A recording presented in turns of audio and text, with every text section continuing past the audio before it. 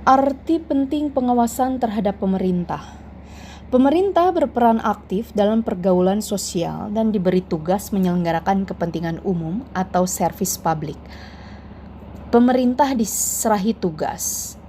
Tugas itu membawa konsekuensi bagi pemerintah, di mana untuk dapat menjalankan tugas menyelenggarakan kesejahteraan umum tersebut, pemerintah memerlukan kekuasaan yang besar dan kemerdekaan atau kebebasan bertindak yang disebut dengan fresh air mission. Sesuai dengan sifat kekuasaan selalu memiliki kecenderungan disalahgunakan. Nah, kekuasaan yang mutlak pasti disalahgunakan. Karena itu, perlu dilakukan pengawasan terhadap penggunaan kekuasaan. Kemerdekaan atau kebebasan bertindak atau fresh air mission itu memiliki potensi untuk disalahgunakan ke arah perbuatan sewenang-wenang. Perbuatan menyalahgunakan kewenangan, melampaui wewenang, tergelincir ke arah perbuatan melanggar hukum yang bermuara kepada pelanggaran hak-hak asasi manusia. Oleh karena itu, diperlukan suatu sistem pengawasan dalam penyelenggaraan pemerintahan guna memberikan perlindungan hukum bagi warga masyarakat maupun bagi badan atau pejabat tata usaha negara sendiri. Nah, macam dan bentuk pengawasan. Jadi, pengawasan dapat ditinjau dari berbagai segi, antara lain segi ekonomi atau manajemen dan segi hukum. Dari segi manajemen, pengawasan diperlukan untuk menjamin agar suatu kegiatan organisasi berjalan sesuai dengan rencana, sehingga tujuan organisasi tercapai. Di samping itu, pengawasan juga untuk menjaga agar fungsi pemerintahan berjalan dengan baik dan terjamin penerapan tata kelola pemerintahan yang baik. Dengan demikian, pengawasan dapat memperkecil hambatan yang terjadi dan segera melakukan perbaikan. Dari segi hukum administrasi, pengawasan diperlukan untuk menjamin agar pelaksanaan penyelenggaraan pemerintahan berjalan sesuai dengan norma hukum atau ketentuan peraturan perundang-undangan dan perlindungan hukum bagi rakyat atas sikap tindak badan atau pejabat tata usaha negara dapat diupayakan. Pengawasan terhadap pemerintah dapat ditinjau dari berbagai segi yang dapat dirinci. Pertama, pengawasan dari segi kedudukan atau organ atau badan yang melakukan pengawasan. Maka dibedakan menjadi pengawasan yang bersifat internal dan pengawasan bersifat eksternal.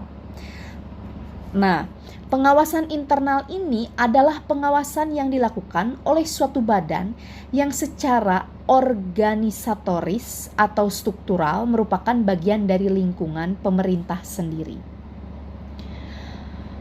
Kemudian pengawasan eksternal. Pengawasan ekstern ini adalah pengawasan yang dilakukan terhadap pemerintah oleh organ atau lembaga-lembaga yang secara organisatoris atau struktural kedudukannya berada di luar pemerintah. Misalnya, pengawasan dalam bidang keuangan oleh Badan Pengawas Keuangan. Jadi, kontrol sosial yang dilakukan oleh masyarakat melalui mass media, kemudian pengawasan politis oleh parpol dan Dewan Perwakilan Rakyat. Kemudian pengawasan yuridis oleh pengadilan dalam hal timbul sengketa antara rakyat dengan pemerintah, baik melalui pengadilan umum perdata ataupun pengadilan tata usaha negara. Kemudian yang kedua, pengawasan dari segi waktu atau saat dilaksanakan pengawasan. Jadi dibedakan, ada pengawasan yang bersifat a priori dan pengawasan yang bersifat represif. Yang pertama itu pengawasan bersifat preventif atau kontrol a priori. yaitu pengawasan yang dilakukan sebelum dilaksanakannya suatu tindakan dengan maksud agar tidak terjadi kekeliruan. Misalnya peraturan daerah tingkat 2 harus memperoleh persetujuan atau pengesahan lebih dahulu dari pemerintah daerah tingkat 1. Kemudian, pengawasan bersifat represif atau kontrol a posteriori, yaitu pengawasan yang dilakukan setelah dikeluarkannya suatu keputusan atau suatu tindakan atau perbuatan pemerintah. Nah, pengawasan demikian ini dilakukan dengan maksud untuk memberikan koreksi terhadap suatu tindakan yang keliru dan sekaligus memulihkannya. Misalnya koreksi oleh badan peradilan atau judicial control terhadap perbuatan pemerintah yang keliru. Tugas ini dilakukan pengadilan sebagai lembaga kontrol terhadap tindakan pemerintah dalam rangka memberikan perlindungan hukum atau law protection terhadap rakyat. Nah, yang ketiga, pengawasan dari segi sifat dibedakan menjadi pengawasan bersifat rehmatigheid dan pengawasan bersifat doelmatigheid.